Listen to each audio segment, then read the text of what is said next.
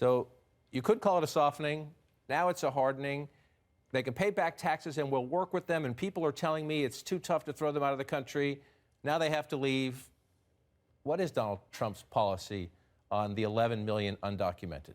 I don't think we know exactly, but I think that if you look at his statements over this campaign in totality, you have to say that he is closer to where he was at the start of the campaign than where he was in that Hannity interview, just because that's been sort of his most consistent policy. It's clear that someone got to Trump at some point this week and said, we should explore a softening. We should explore some kind of policy that, as he said, would keep families together who have been here for several years. But Trump clearly did not like the pushback that he got from conservatives when he started moving on that. And it is just amazing that we're at this stage of the campaign and one of the major party candidates is still trying to figure out not just a big policy position, but his signature policy position. And his running mate, Governor Mike Pence, will be with Jake Tapper after this program on State of the Union. He says Trump is being like a CEO and he's listening to good ideas. There's an election in 10 weeks. This was the issue on which a lot of people criticize Donald Trump, saying we don't know the details on policy. He gives sort of these headlines and declarations. At least on immigration, we had a better sense probably than on any other issue. And now, is it fair to say he has confused things? And Yes. was this a trial balloon? Did he go on Sean Hannity on Fox News to tell the Republican base, oh, never mind this touchback policy, we're going to let them stay? Based on my conversations with it was a very bad focus group because it was so small, but about a dozen voters in Florida this week. I think this was a trial balloon because I think what they knew going in was that as long as he stays absolutist on the wall, he's allowed to waffle on everything else. Because to a person, they all said, as long as he builds the wall, he can do whatever he wants on everything else.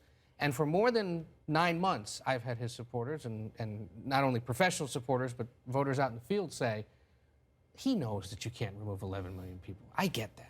But what he's saying is we have to find a way to deal with these, people who are here and committing crimes or committing fraud and get rid of those people. All this other stuff is just talk and bluster and is designed to sort of vent our frustration. But he is no different now on this than Jeb Bush or Marco Rubio or Scott Walker or any of them. Or President Obama. Or President Obama. Or President Obama. Or Hillary Clinton at different times in 2008, who waffled, who clearly struggled with this in public, and confused what exactly their policy position was. He does now say, the thing about the Hannity thing was pay back taxes, work with them. People come to me and say you can't make them leave. That was a clear indication, if you know the language of the immigration debate, and I'm going to emphasize that, if you know the language of the immigration debate, that was a clear sign you were going to let them stay, some path to legal status. But then listen to him here with Anderson Cooper after this blowback. Rush Limbaugh came out against this. Sarah Palin came out against this. Other conservatives said, what is going on here? And here was the next day. Well, I don't think it's a softening. I think it's... But 11 million people are no longer going to be deported. I've had people say it's a hardening, actually. But 11 million who have not committed a crime, we're there's going to be a path to legalization. Is that right? You know it's a process. You can't take 11 at one time and just say, boom, you're gone.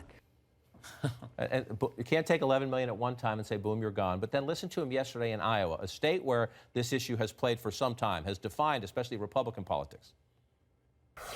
So we are going to get rid of them day one. We start day one. The reign of terror, and it is that.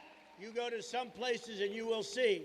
The reign of terror will be over. They know all of them. They know the good ones, the bad ones. They know all of them. We are going to get rid of the criminals, and it's going to happen within 1 hour after I take office, we start. So apparently we're back to boom there because, I mean, within 1 hour of starting. But you can also talk to some Republicans, as I've done this week, who aren't being too cynical, and they're saying, look, he also, maybe intentionally trying to confuse this issue. Because the takeaway from the week, we say, oh, he's a disaster on this policy. Not necessarily. He is definitely, every viewer, every voter is not tuning into every iteration of his hour-by-hour change in some respects. And he certainly ends the week not looking as harsh in some respects in some people's minds here. But at some point, he has to clarify his position for the right. Sarah Palin has so far only given a newspaper interview to the Wall Street Journal. When she starts speaking out loudly, it's going to be more of an issue. But he's canceled his speech yet again, scheduled, I think on Wednesday, it was supposed to be in Arizona, not doing it. At some point, he's going to have to be pinned down. If not, it'll happen during a debate. Or he doesn't have to be. And like you said, and it'll just continue to be confused. This is about getting his numbers with minority voters up even just a few fractions of a point. And suburban. Or getting his numbers among suburbanites who think he's intolerant Right. up a little Exactly. bit. Right. More Yeah. important. Well, look, I think though it's a mistake to read too much calculation into what Trump is doing here. I mean, he's doing what he's always done on every issue, which is try to take all of the sides of it so that everyone can hear what they want to hear. Immigration was a sort of notable exception to that. He had at times said everything's negotiable, which ought to have been a red flag for the people who wanted him to be consistent and absolutist. And now he's demonstrating that to him, indeed, everything is negotiable.